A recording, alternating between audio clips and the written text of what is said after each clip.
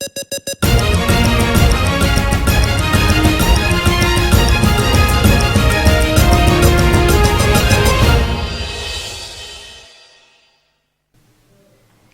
वालेकुम, फैज़ टीवी के साथ मैं हूं शहजादी कमल। सबसे पहले हेडलाइंस।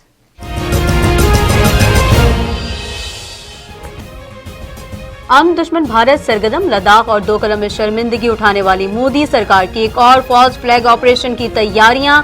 मकबूजा कश्मीर में रियासती दहशतगर्दी, अपने मुल्क में किसानों के एहतजाज से तवज्जो हटाने के लिए बुज़दिल भारत बॉर्डर एक्शन या सर्जिकल स्ट्राइक का सहारा ले सकता है। पाकिस्तान ने अफवाज को हाई अलर्ट कर दिया।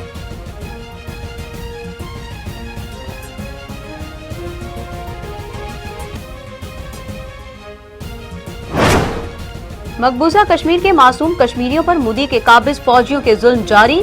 पुलवामा में नाम नेहाद सर्च ऑपरेशन के दौरान 2 कश्मीरियों को शहीद कर दिया गया।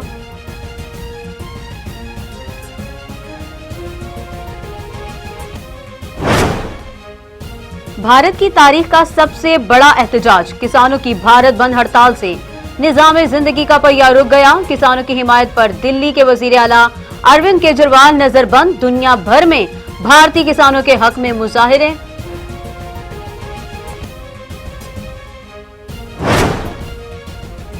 भारत में सरापा एहतजाज, सिख किसानों से इजहार यकजहती के लिए पाकिस्तान में बसने वाली सिख कम्युनिटी का ननकाना साहब में एहतजाज। दुआया तकरीब के बाद एहतजाजी रैली, मोदी सरकार के खिलाफ नारे।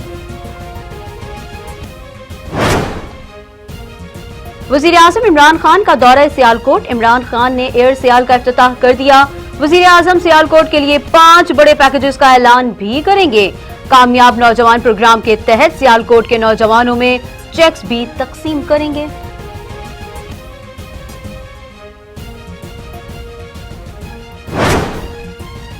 इकतीस दिसंबर तक पीडीएम में शामिल जमातों के अरकान कायदीन के पास इस्तीफे जमा कराएंगे। मौलाना फजलुर रहमान कहते हैं इस्तीफे देकर इनकी तरह वापस नहीं लेंगे। पीडीएम क़यादत आज फिर बैठक लगाएगी। पीपल्स पार्टी, नून लीग समेत तमाम अपोजिशन जमातों के रहनुमा मौलाना फजलुर रहमान से मुलाकात करेंगे। लॉन्ग मार्च, मुल्क गिर पहिया जाम हड़ताल, जलसों और मुजाहिरों का शेड्यूल आज तय होगा।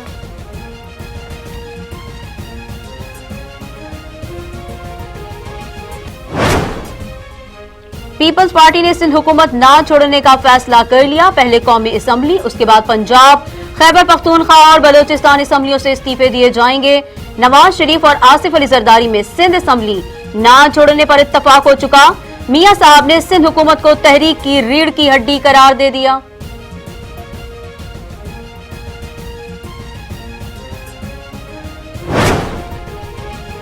शौक पूरा कर लो, इस्तीफे दे दो, हम इलेक्शन दोबारा करवा देंगे।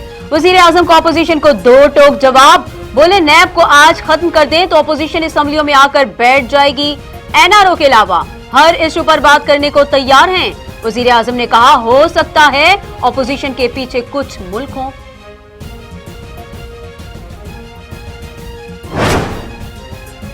फैसलाबाद में लीगी अरकान, कौमी और सूबाई असम्बली के वारंट गिरफ्तारी जारी हो गए।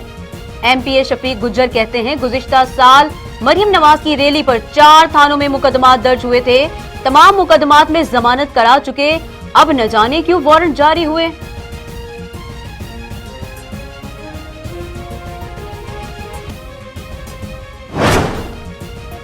मुल्क में कोरोना वायरस की दूसरी लहर बेकाबू हो रही है। 24 घंटों के दौरान मुल्क भर में 2963 नए केसेस रिपोर्ट हुए।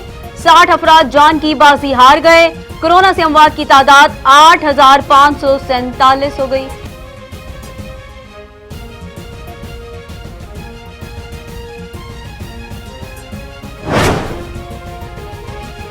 मुल्क में कोरोना के मुस्बत केसेस की शरह 8% है। कराची 20% तनासुब के साथ सबसे आगे है। कोरोना के मजीद फैलने का खदशा, तशवीशनाक सूरत हाल पर कल वजीर आजम की जेर सदारत कौमी राबिता कमेटी का इजलास होगा। असद उमर ने कह दिया नई हिकमत अमली बनाई जाएगी।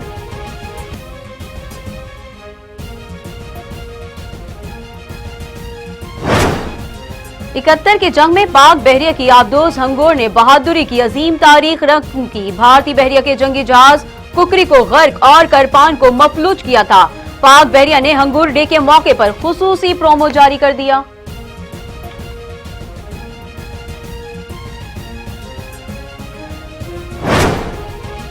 क्वींसटाउन में पाकिस्तानी क्रिकेटर्स का 3 घंटे का training session. Head coach Misbahul हक का खिलाड़ियों को लेक्चर।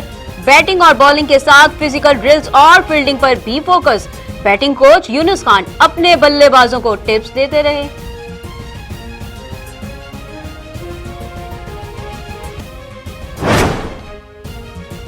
कावन तो कंबोडिया पहुंच गया, लेकिन मोगजा चिड़ियाघर के 2 रीछों का मामला अभी तक अटका हुआ है।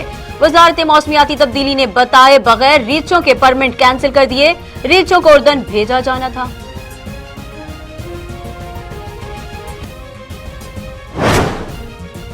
और दुनिया की सबसे ऊंची चोटी माउंट एवरेस्ट का कद तकरीबन 1 मीटर बढ़ गया।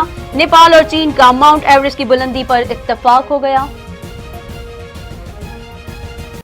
न्यूज स्टूडियो से फिलहाल इतना ही। मजीद बाखबर रहने के लिए देखते रहिए फैज न्यूज।